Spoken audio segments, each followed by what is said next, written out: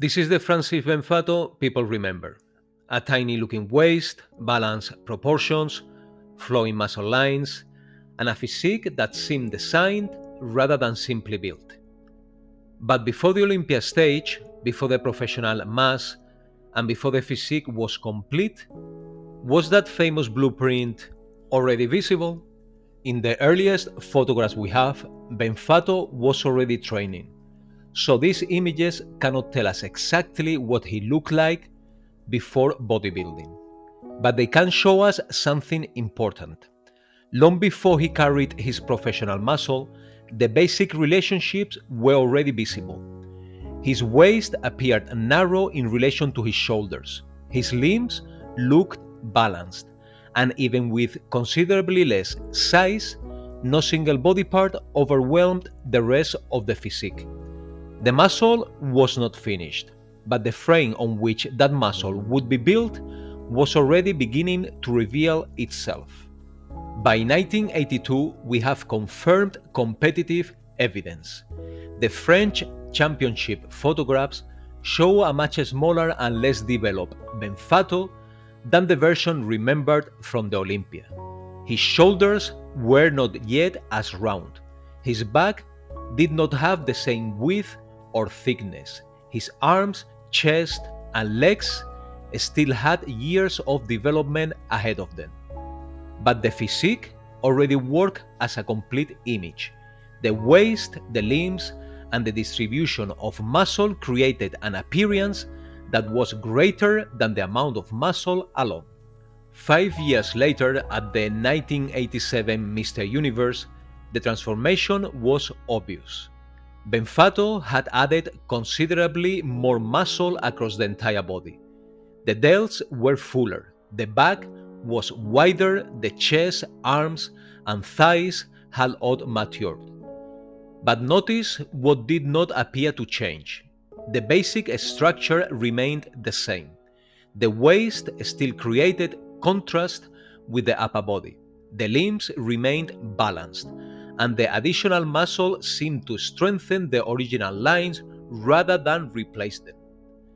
Training had changed the amount of muscle, but it had not created a different skeleton or a completely different set of proportions. So, was Francis Benfatto born aesthetic? These photographs cannot prove that every advantage was present before he began training, but they strongly suggest that the foundation of his famous appearance appeared early. Training did not choose his bone structure, his limb lengths, or the natural relationship between his shoulders and waist. But genetics were not the finished physique, they were only the raw material. The next question is what Benfatto was actually able to change once he began sculpting that material through training. The early photographs suggest that the foundation of Benfatto's physique was already visible, but a favorable structure is not a finished physique. The young Benfatto did not yet have the round shoulders, the wider back, the developed chest, or the complete legs that later made his physique so impressive. Genetics supplied the frame. Training had to fill that frame with muscle. Training could not make his clavicles longer or physically narrow his pelvis, but it could change what the complete body looked like. More development in the delts and upper back increased the appearance of width. A larger chest added depth to the torso. More developed thighs gave the upper body a stronger foundation. And because these areas grew around an already narrow-looking waist, the contrast became much more dramatic. Training did not change the skeleton, it changed the silhouette built around it. This is why building an aesthetic physique is not simply a matter of making every muscle as large as possible. A muscle can improve on its own while making the complete physique less balanced. Arms that overpower the shoulders, legs that overwhelm the upper body, a chest that becomes dominant while the back remains narrow. What mattered in Benfatto's development was not only that he became larger, it was that the different parts continued to work together. Training changed the relative size of those parts, and that changed the way the complete body was perceived. This is where we have to be careful with Benfatto's later training philosophy.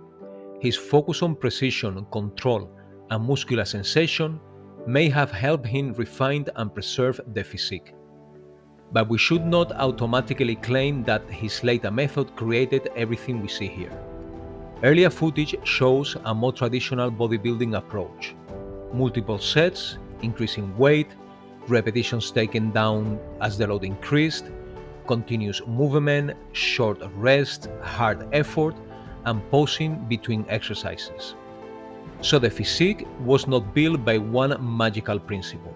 It was built through years of progressive training, exercise selection, effort, and attention to execution. So yes, training sculpted Francis Benfatto's physique, but it did so in a specific sense. It added muscle. It changed the relative development of different body parts. It strengthened the shoulders to weight contrast and brought the upper and lower body into balance. That is very different from saying that training allowed him to choose the natural shape of every individual muscle. And this is where bodybuilding makes a much bigger claim. Can a certain exercise actually lengthen a muscle, create a peak, or reshape its natural outline? That is what we need to examine next. Training the bicep isn't as easy as it seems, as different exercises work different parts of the muscle, affecting the inner or outer sides, adding height or giving length.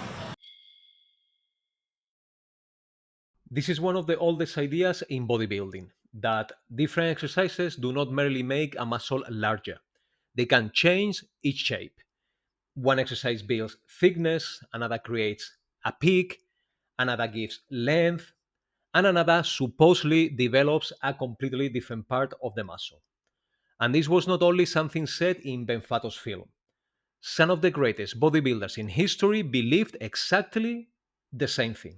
I mean, it was absolutely essential to do the barbell curl to get to create the thickness of the bicep, to do the dumbbell curl on an incline bench, and to do the concentration curl.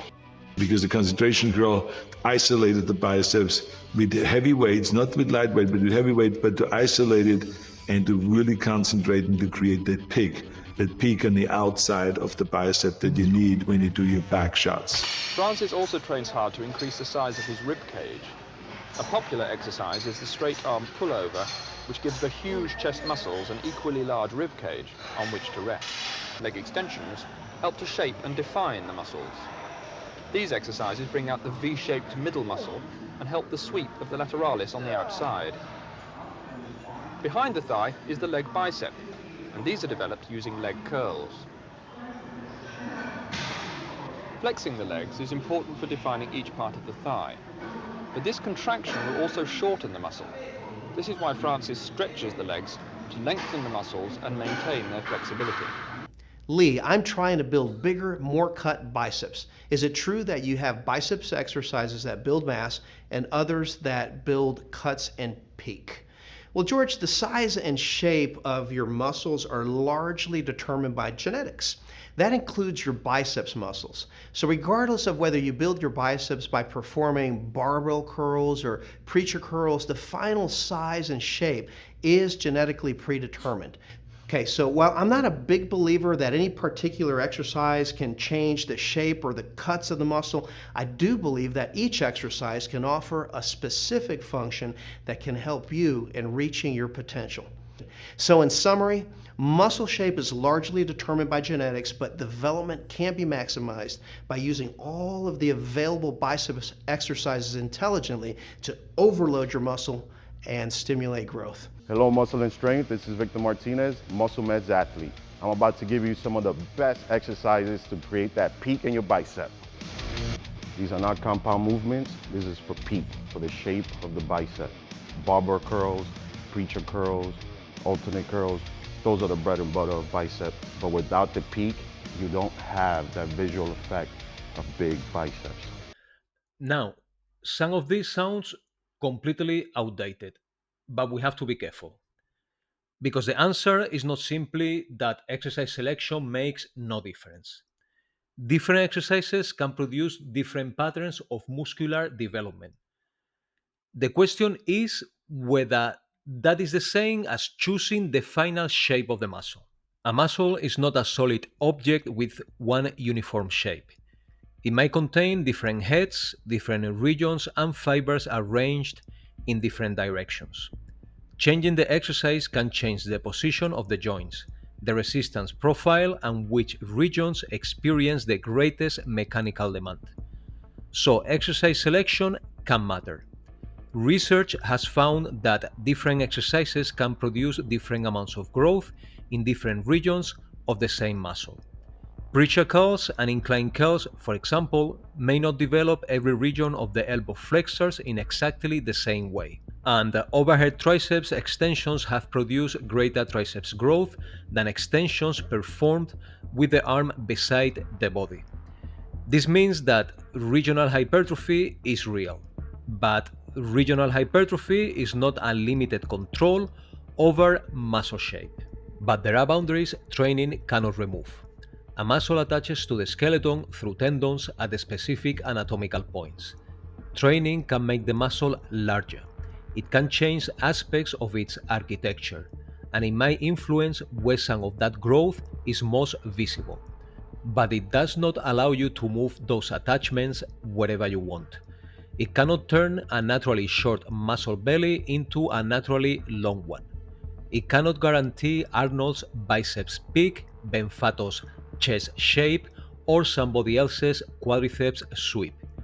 You can improve the muscle you possess, but the result will still be your muscle, attached to your skeleton with your inherited structure.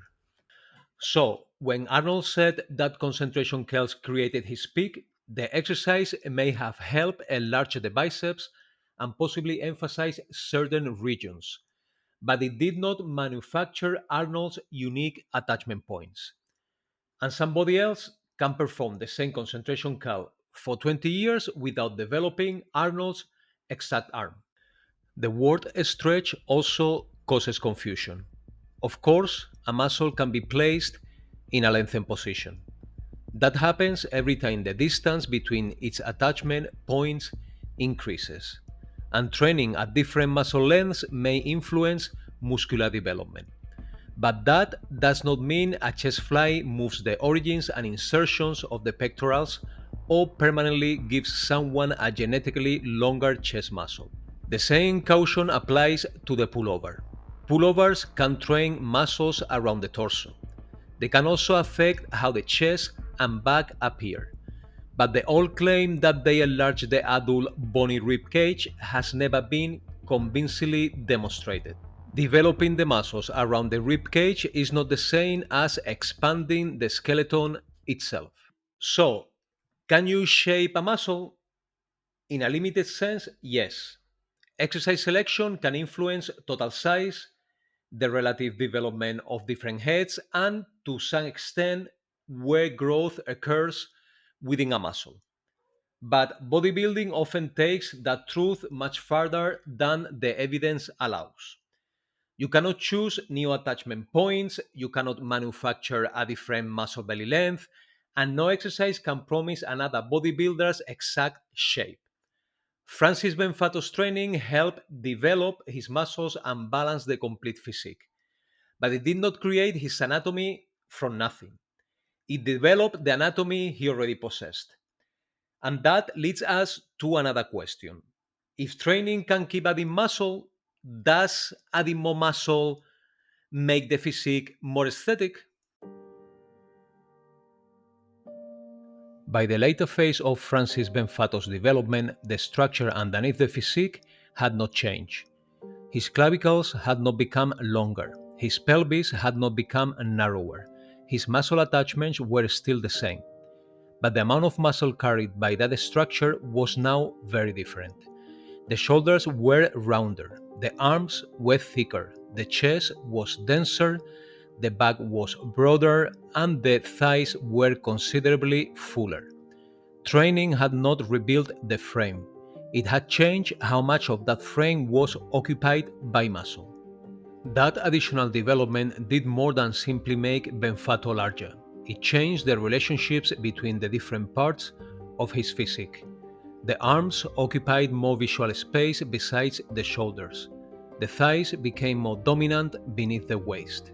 The chest and torso appeared heavier, and from behind, the back carried considerably more width, thickness, and muscular detail.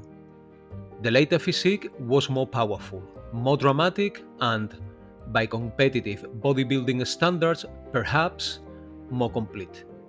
But this is where the discussion becomes more subjective. A physique can become more muscular and more impressive without necessarily becoming more aesthetic. In the earlier version of Benfatto, the eye moves very naturally from shoulders through the waist and into the legs. There is a space between the different parts. The physique appears lighter, more flowing, and perhaps more effortless. In the later version, every area is more developed, but the complete body also appears denser and visually heavier. Nothing has necessarily been ruined, but the character of the physique has changed. This suggests that an aesthetic physique may have a sweet spot. Up to a certain point, adding muscle strengthens the complete structure. It increases shoulder width, adds depth to the torso, develops the legs, and improves the balance between different areas. But beyond that point, further growth can begin to change the very relationship that originally made the physique attractive.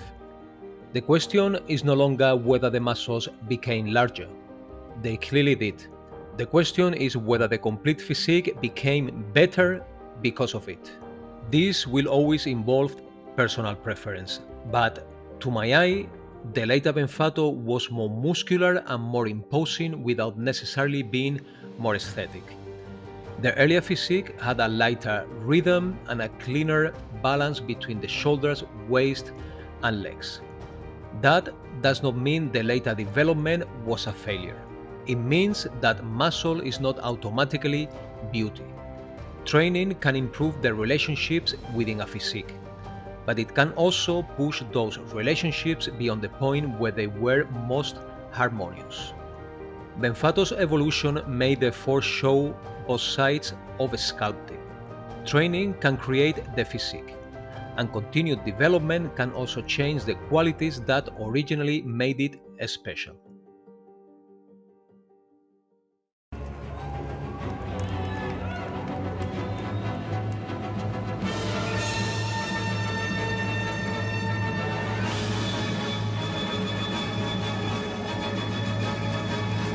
Watch how he builds the pose. He brings his hands to the waist, open the elbows, lift the chest, and spread the lats. That makes the entire upper body appear broader and more imposing, while his already narrow waist becomes even more contrasted. He hasn't changed the physique itself, he has changed the way we perceive its proportions. In this other pose, we can see how Benfatto keeps his hips more side on, while rotating his upper body towards the audience. That twist puts the chest, shoulders, and arms on different planes, instead of making the physique look flat. At the same time, the waist is seen from a narrower angle, so the upper body appears thicker, more three dimensional, and more powerful. The rotation is creating the illusion of depth without changing the actual size of the physique.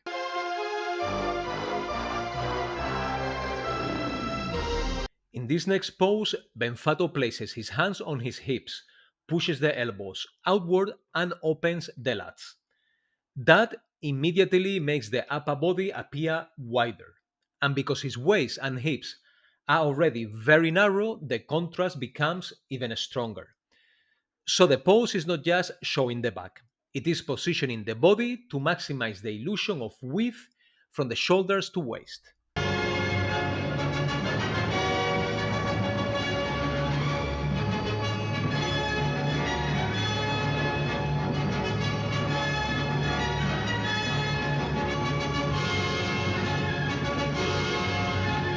In this last clip, we can see how Benfatto is not only sculpting the physique when he stops in a pose, he's also doing it through the transitions. As he turns, shifts the weight, opens the chest, and changes the angle of the torso. The shape of the physique keeps changing. The waist can appear tighter, the upper body can appear broader, and the whole physique becomes more fluid, more elegant, and more three dimensional. The movement between the poses is part of the presentation itself. So, after looking at Francis Benfatto across all these different stages, I think the answer is somewhere in the middle. Genetics gave him the raw material, the frame, the proportions, the muscle insertions, the natural shape of the physique. Training could not completely redesign those things, but training absolutely changed how the structure developed. He could build more width, bring up weaker areas, change the balance between muscle groups, and to some extent influence where that muscular development was emphasized. But there were limits. And as we saw with Benfato himself, more muscle did not automatically mean a more aesthetic physique. Aesthetics were not just about how much muscle he carried, they were about how all those different parts work together. And perhaps the final layer of sculpting was not training at all, it was posing. The way Benfato controlled his waist, opened his frame, positioned his limbs, and moved between poses could completely change how the physique appeared. So maybe bodybuilding really is a form of sculpting, just not the way we sometimes imagine it. You cannot choose the raw material, but you can decide what you build with it. So, what do you think? Can we truly shape our physique through training, or are we just simply maximizing the structure genetics gave us? And when it comes to Benfato specifically, which version of his physique do you think was the most aesthetic? Let me know in the comments. And with that, Francis Benfato and the art of sculpting the physique decoded.